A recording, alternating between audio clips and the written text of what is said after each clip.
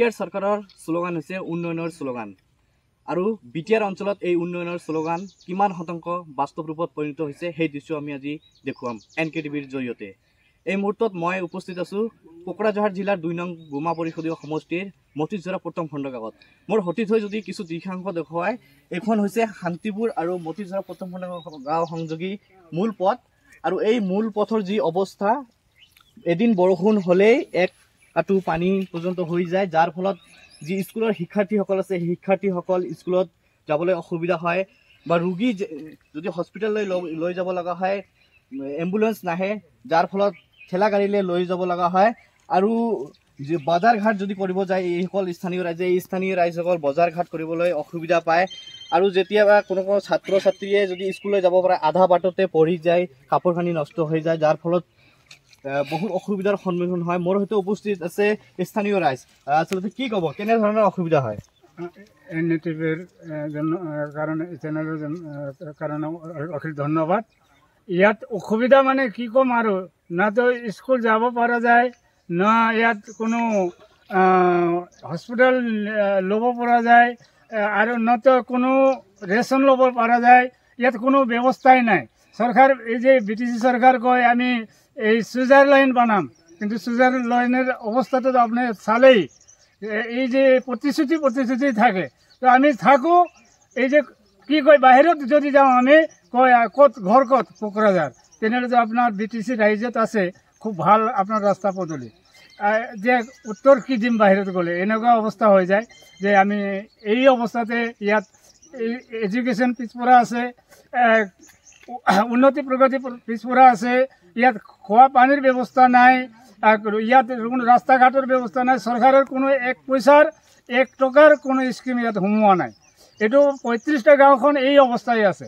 ইয়াৰ পৰা যাব লাগিব এই যে ডিংডিঙাৰ পৰা যোৱা যে তুলসী যোৱা টিপকাই ওলাব লাগিব, এইটো হ'ল মেইন ৰাস্তা, একদম নেশ্যনেল হাইৱে। এই নেশ্যনেল হাইৱেত ইয়াত 35টা ৰেভিনিউ গাঁওখন পৰে। ইয়াত আদিবাসী গাঁও, গোৰ্খা সম্প্ৰদায়ৰ গাঁও, তাৰপিছত এই যে ৰাভা গাৰো গাঁওখন পৰে ইয়াত মাজত।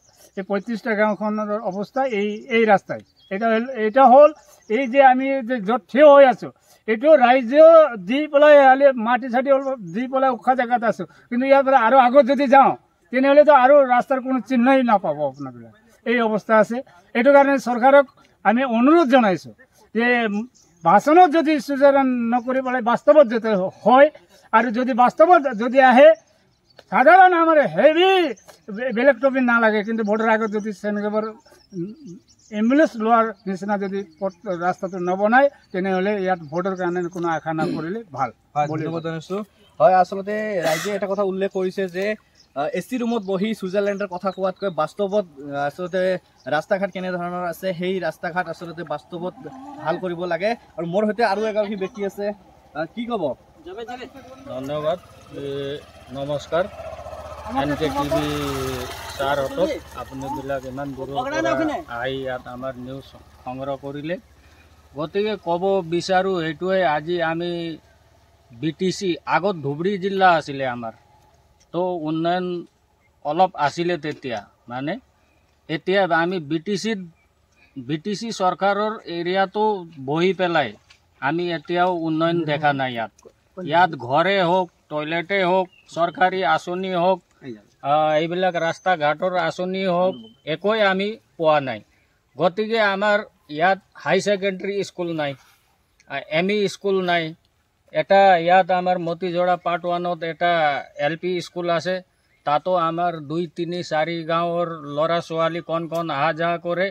এই অৱস্থাৰ ৰাস্তাত এই কণ ল'ৰা ছোৱালী অহা যোৱা কৰাত বেছি অসুবিধা আছে আমাৰ। আৰ স্কুলৰ টিচাৰো বাহিৰত থাকে, ইয়াত থকাৰতো কোনো এনেকা ৰাস্তা ঘাট এনেকা হ'লেতো থকাৰ অসুবিধাই আছে ছাৰহঁতকো। তো গতিকে স্কুলটো যোৱা অহাৰ কাৰণেও দিগদাৰ। আৰু আমাৰ ইয়াৰ পৰা 7 কিলোমিটাৰ 8 কিলোমিটাৰ গ্ৰামপুৰ হাই ছেকেণ্ডেৰী, তাত যাব লগা হয় ষ্টুডেণ্টবিলাকক। হাতীদুৰা, তামাহাট এই স্কুলত যাই পঢ়ি আহোঁতে সিহঁতে পুৱাই 6টামান বজাতে উঠি পেলাই সিহঁতে ৰেডি হৈ ইয়াৰ পৰা গুচি যায়। আধা ৰাস্তাত গৈ কোনোবা পিছল খায়, কোনোবা চাইকেল বিয়া হয়, কি হয়, কাপোৰ কানি লেতেৰা হয়, বা আমাৰ এক্সামৰ টাইম অভাৰ হৈ যায়, তো স্কুলত গ'লে বহিব নাদে, টাইম শেষ, তো ঘূৰি আহি যায়। আৰু আমাৰ ৰাজ্যৰ উন্নয়নটো এইটো ৰোগী বৃদ্ধবিলাক আবুহঁতে সিহঁতে অহা যোৱা কৰাৰ কাৰণেতো এইটো বিৰাট অসুবিধা। আমি এটা গাঁৱৰ পৰা আন গাঁৱলৈ যাবলৈ কোনোবাক মাতিলেও সি আহিব নোখোজে, ৰাস্তা বিয়া তহঁতৰ কেনেকৈ যাম সেইটো কয়। তো আমাৰ অসুবিধা আছে। গতিকে আমি আগৰ চৰকাৰটো গ'ল, এতিয়া আমাৰ 21 বছৰ গুমা 2 নং গুমাত আমাৰ MCLA সিও একোৱেই কৰা নাই। উন্নয়ন কৰিব লাগিছিলে, আমি তাক বাৰ বাৰ জিতাইছোঁ, বাৰ বাৰ তাক ছাপোৰ্ট কৰিছোঁ, তেতিয়াহ'লেও তেওঁৱে আমাক অলপো চাই দিয়া নাই। গতিকে মনত এইটোৱে ৰাইজৰ দুখ কি আমি 21 বছৰ জিতালোঁ, হ'লেও উন্নয়নৰ ক্ষেত্ৰত জিৰ'। তো গতিকে অহা ইলেকশ্যনত আমি বিচাৰ বিমৰ্শ ৰাইজে আমাৰ গাঁৱৰ 35-36খন গাঁও মিলি আমি বহি আমি কাক জিতাম, ইয়াৰ পৰা কাক MCLA বনাম বা MLA জিতাম, আমি MP তো জিতাই লৈছোঁ। গতিকে আমাৰ এতিয়া মেইন হ'ল MCLA ভোট। তো MCLA তো আমিবিলাক বিচাৰ বিমৰ্শ কৰি আমি এইটো নিৰ্ণয় ল'ম।